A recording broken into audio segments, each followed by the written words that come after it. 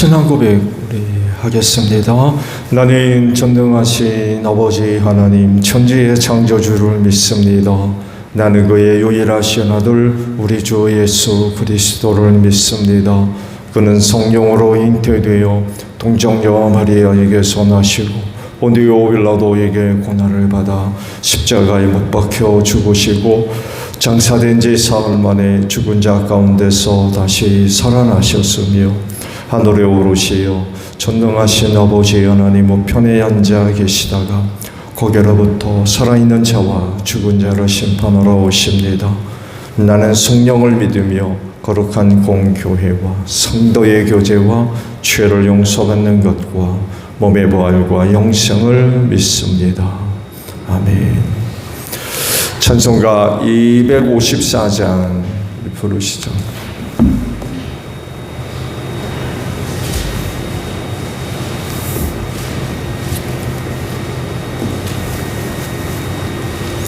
찬송가 254장입니다.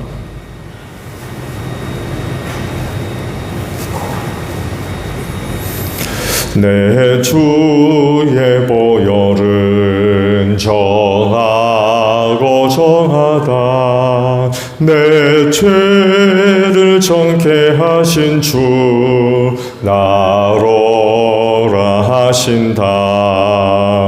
내가 주께로 지금 가오니 십자가의 보혈로 날 씻어 주소서.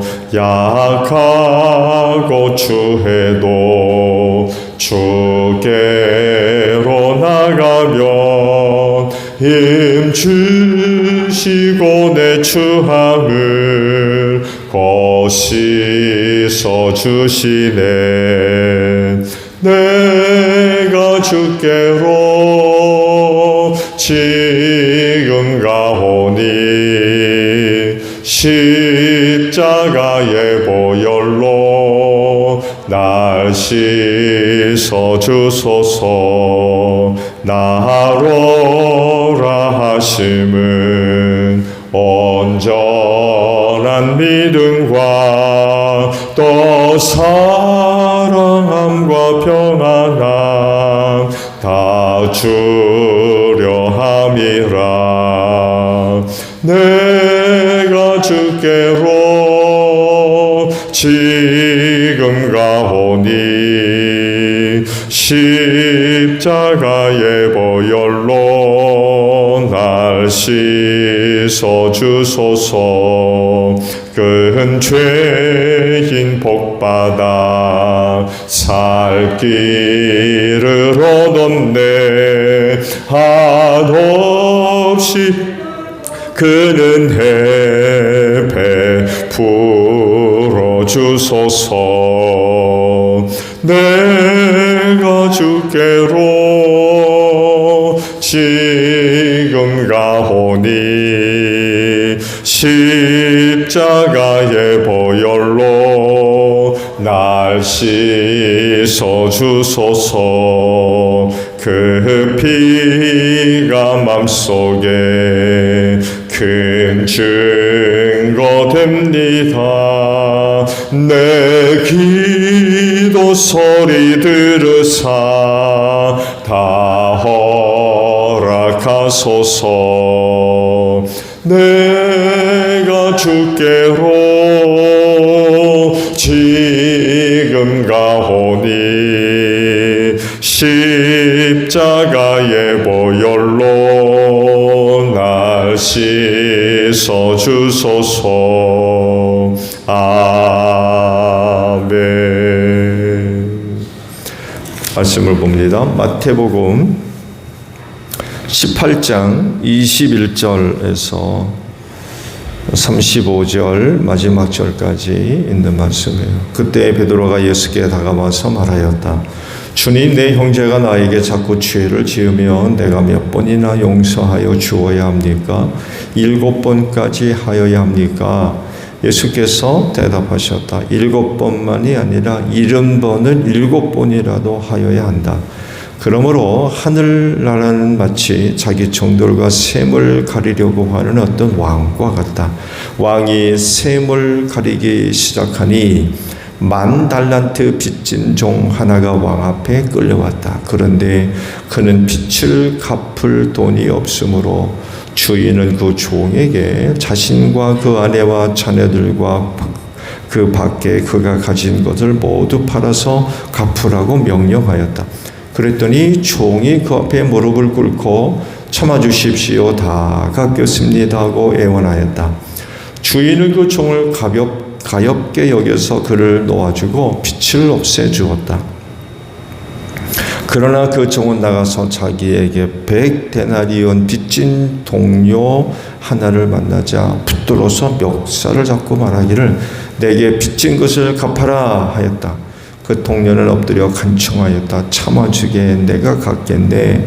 그러나 그는 들어주려 하지 않고 그가 가서 그 동료를 감옥에 집어넣고 빚진 돈을 갚을 때까지 갇혀있게 하였다. 다른 종들이 광경을 보고 매우 딱하게 여겨서 가서 주인에게 그 일을 다 일렀다. 그러자 주인이 그 종을 불러다 놓고 말하였다. 이 약한 종아, 네가 애원하기에 나는 너에게 그 빚을 다 없애주었다. 내가 너를 불쌍히 여긴 것처럼 너도 내 동료를 불쌍히 여겼어 할 것이 아니냐. 주인이 놓아야 그를 형무소 관리에게 넘겨주고 빚진 것을 다 갚을 때까지 가두어 두게 하였다.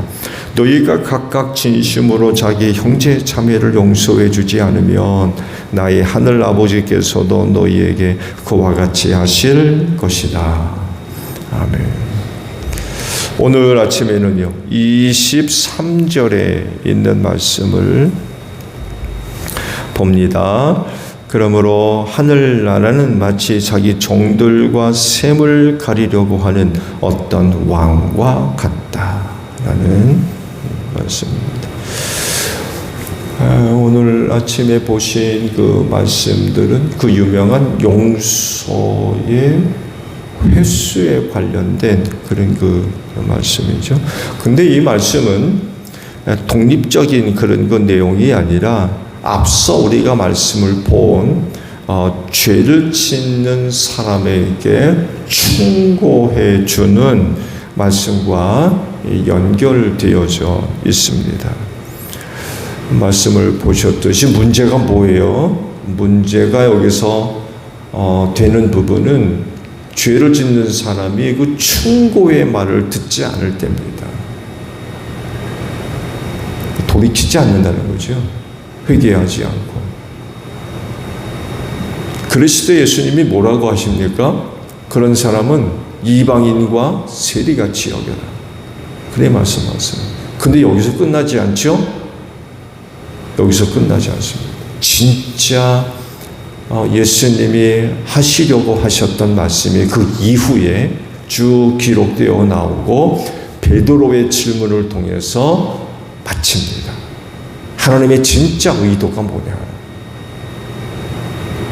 그게 이제 오늘 말씀에서 끝이 나요.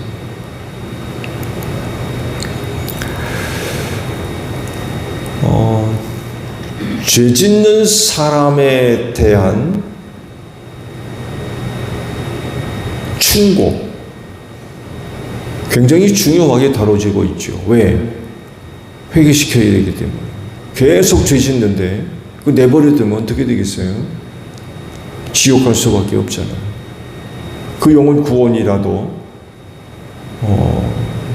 받아야 되는데 계속 죄를 짓는 생활을 하는데 어떻게 천국 가겠어요? 그 영혼 구원을 위해서 돌아서게 해야죠. 회개시켜야 됩니다. 그래서 충고를 해주라는 결국 이제 끝내 듣지 않으면 이방인과 세리같이 여겨라 라고 말씀을 하시는데 말씀을 본 대로 거기서 끝나지 않습니다. 정말 중요한 말씀을 예수님이 하세요. 그 말씀이 뭐였어요? 충고하는 사람들의 자세, 태도 혹은 말 그거 조심해서 해야 된다. 그런 얘기를 하세요. 충고하는 사람들의 말 땅에서 매면 하늘에서도 매고, 땅에서 매면 하늘에서도 맬 거라. 한두 사람의 말 하나님이 들으시고 그대로 행하시고, 그 사람이 하는 말 현장에 누가 계신다고요? 주님이 계신다. 주님이 그 현장에서 다 보고 다 듣는다는 거예요. 그렇다면 이방인과 같이 혹은 세리와 같이 여겨야 할 자들에 대한 태도가 뭐냐, 어떤 마음을 가져야 되느냐라고 할 때에, 그들을 향한 하나님의 진심이 뭐냐라고 할 때에 용서라는 거예요. 용서.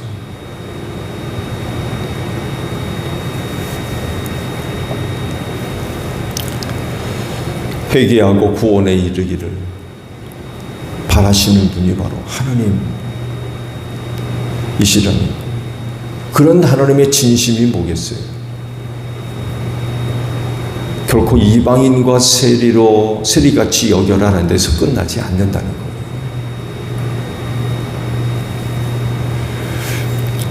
베드로고 듣고 있다가 그런 질문을 하죠. 형제가 계속 죄를 짓는데 몇 번이나 용서하면 되겠습니까? 7번이면 되겠습니까?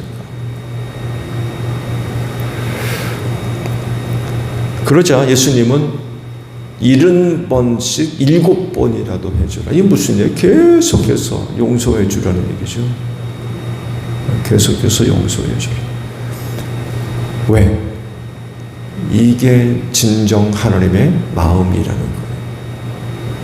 이방인과 같이 세리와 같이 여기라고 하셨지만, 그러나 그 죄인들을 대하는 하나님의 진심이 뭐냐?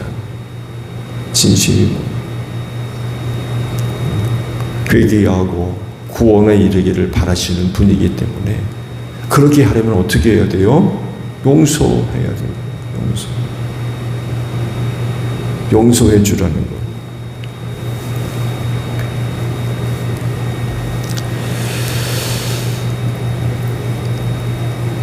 그래서 죄 짓는 사람에 대한 하나님의 진심을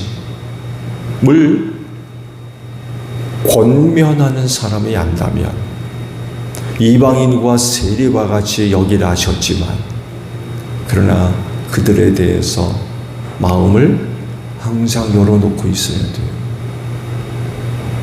닫아놓고 있으면 안 된다는 거예요.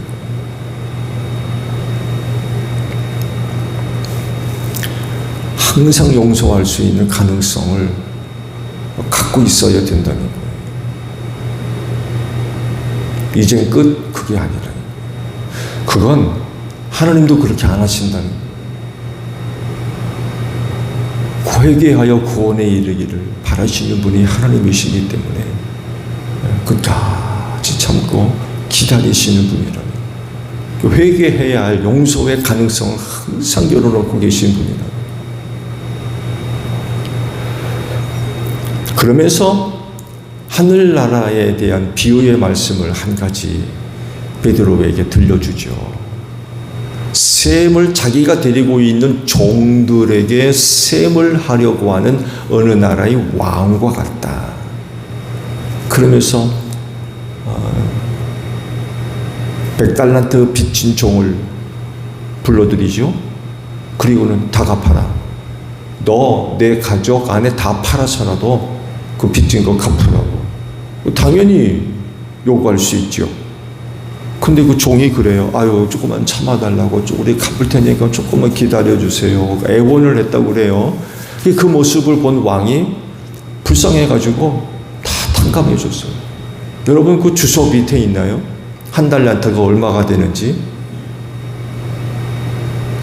조그만 주소 한번 보세요. 한 달란트가 얼마가 되는 가치가 있는지.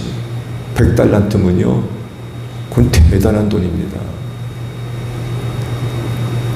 그 많은 돈을 다 탕감해 줬어요. 얼마나 좋겠어요? 근데 가다가 자기에게 100데나리온 빚진 사람 친구를 만났는데 멱살을 잡고는, 야, 빚다 왜 안 갚아? 그러면서 빚다 갚을 때까지 여기다 집어넣었다는 거예요. 이거를 보고 있던 종들이 왕한테 가가지고 있는 이야기를 다 해줬다는 거죠.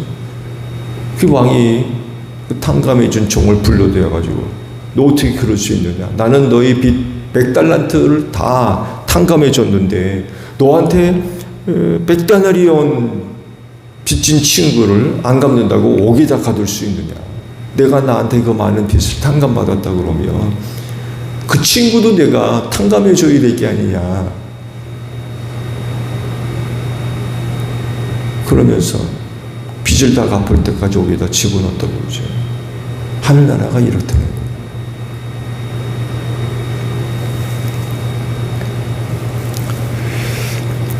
진심으로 용서해 주면 너도 하나님으로부터 용서받는다는 거예요.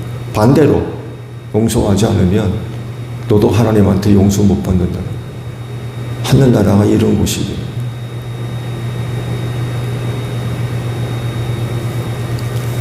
결국 하나님의 나라는 용서받는 사람이 가는 거잖아요.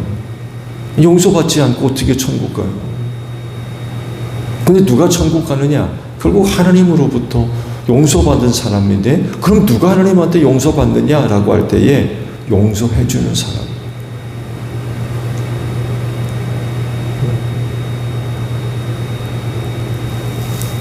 죄 짓는 사람 용서해주는 그 사람이 하나님으로부터 용서받는. 근데 거기에 덧붙인 단어가 있어요. 진심으로 용서해줘. 진심으로 용서해줘.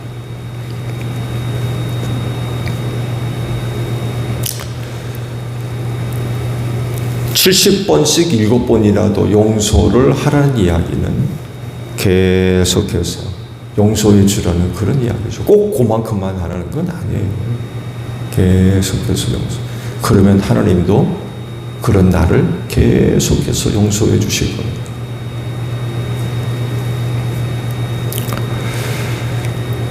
진정으로 용서하며 이라고 그랬어요.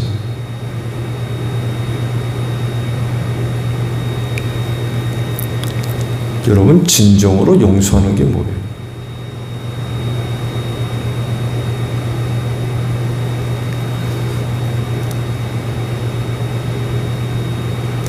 이런 거 말씀을 하시는 이유를 보게 되면 여러분 다 우리가 경험하는 일입니다만 해도 용서가 쉬워요?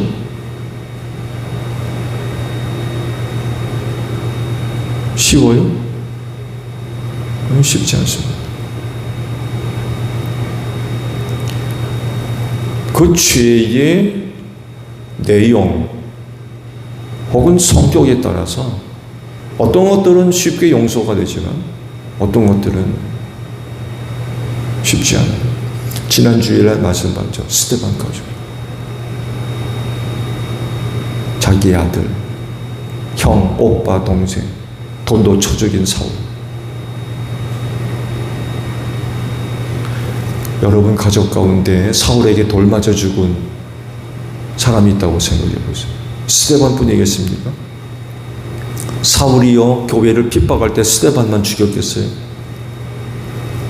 많은 사람을 잡아다가 옥에 가두었어요. 사울을 통해서 고통받은 사람이 한둘이 아닙니다.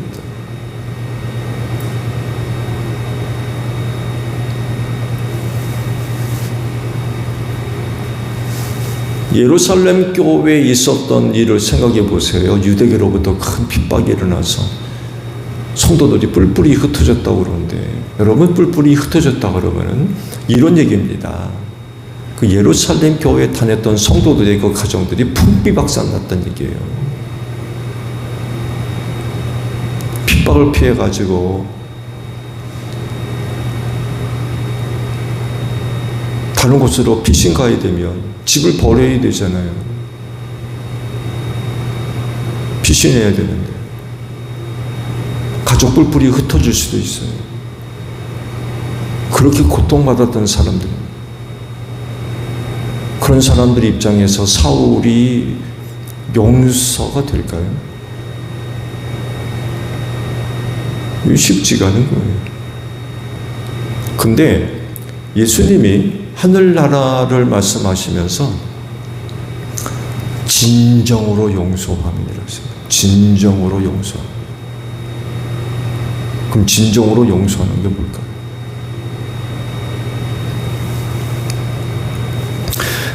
아시듯이 성경에서 용서라고 하는 개념은요, 지워버린다는 의미가 있어요. 지워버린다. 없애버린다. 이런 의미가 있습니다. 덮는 게 아니라 덮어두면 다시 그 들춰내면 그대로 있잖아요. 용서라는 개념은 덮는다는 게 아닙니다. 지워버린다 혹은 없애버린다, 이런 의미가 있는 단어라고 합니다. 자, 그러면 진정으로 용서한다는 게 뭘까요?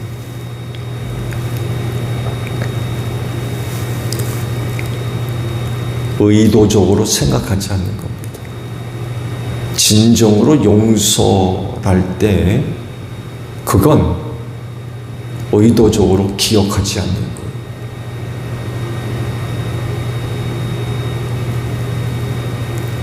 진정으로 용서한다는 것은요, 두 번 말하지 않는 겁니다. 한 번 얘기했다, 이틀 뒤에 또 얘기해요. 일주일 뒤에 또 얘기해요. 1년 뒤에 또 얘기하고. 진정으로 용서한다라는 의미는요, 두 번 다시 말하지 않는 겁니다. 세 번째, 보복하지 않는 겁니다. 너도 한번 당해봐라.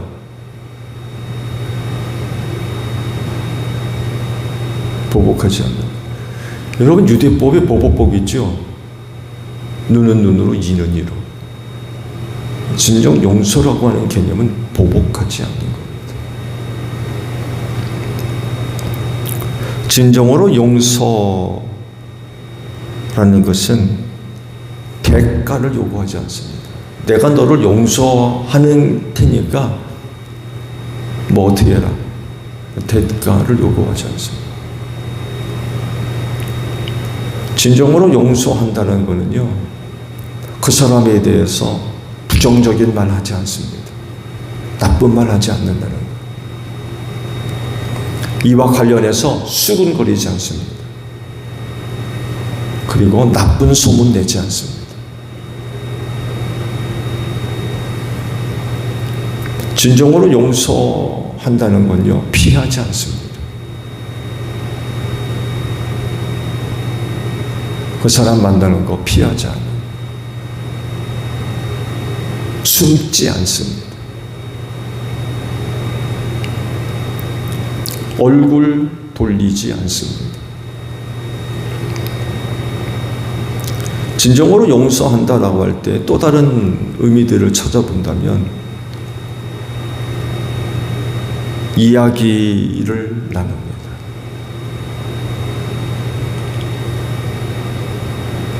또 진정으로 용서한다라고 할 때 또 하나의 개념은요, 마음 아플 때 하나님께 나아갑니다. 말씀드렸죠?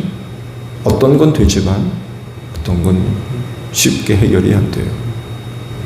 그럴 때마다 마음 아프죠.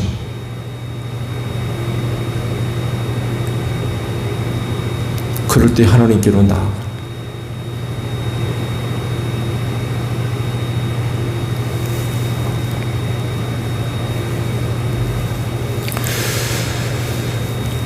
왕이 100달란트 빚진 종을 보고 불쌍히 여겨서, 그래서 용서해요. 불쌍히 여기십시오. 죄 짓는 사람 불쌍히 여기세요.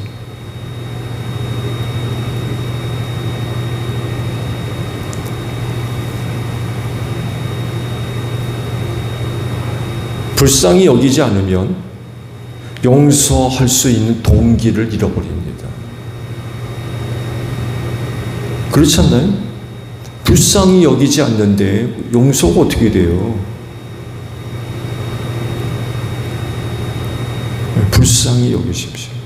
하나님도 우리를 용서하실 땐 우리를 불쌍히 여기시는 겁니다.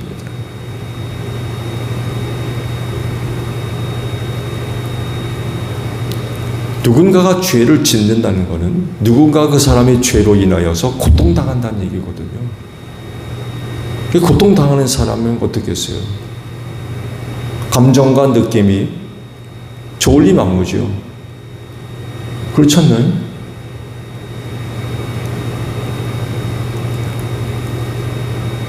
그로 인하여 여러분이 느끼는 분노, 상한 감정, 그런 게 안 생길 수가 없어요. 사람이 누가 죄를 지었는데 나를 유쾌하게 만들겠습니까? 나를 기분 좋게 만들고? 안 그렇거든요. 근데 그렇게 우리의 감정이 흘러가게 되면 용서하는 거 쉽지 않습니다. 어떻게 되느냐? 불쌍히 여깁니다. 왕도 그 종을 불쌍히 여겼대요. 그래서 그 많은 빚을 탕감해 줬다는 거죠.